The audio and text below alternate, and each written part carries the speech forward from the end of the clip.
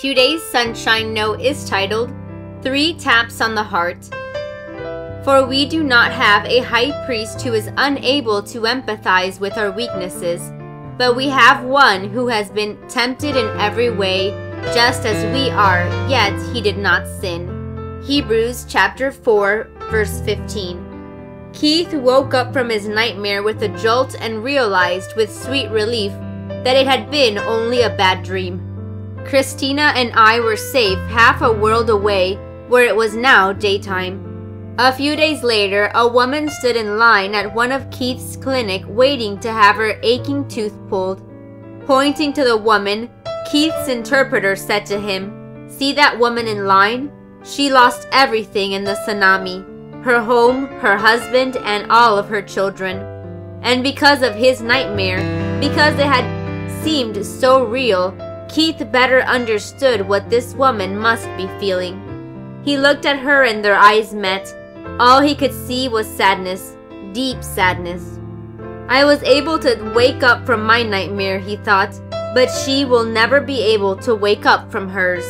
The woman must have somehow sensed the compassion Keith was feeling for her, because she slowly raised her hand and tapped gently 3 times over her heart, then just held her hand there. Keith nodded to say he understood, and then tears blurred his vision. He later told me, "Since that dream, when I hear sad news about people's lives, I try to put myself in their place. What about you? Are there other kids you know who are going through a tough or traumatic time and need your compassion? Maybe you understand a bit of what they are going through because you've gone through something similar. Are there ways you can help them?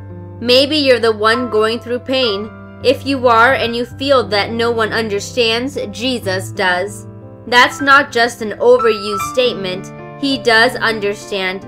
He was bullied. His friends ditched him. He was physically abused. He was called names. He was misunderstood. He was yelled at. He was lonely and he was tempted. He cried and he felt God had forgotten about him.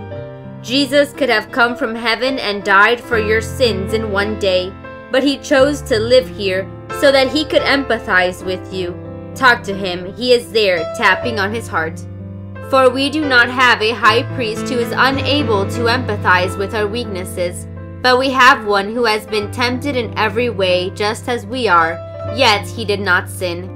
Hebrews chapter 4, verse 15. May God bless you today.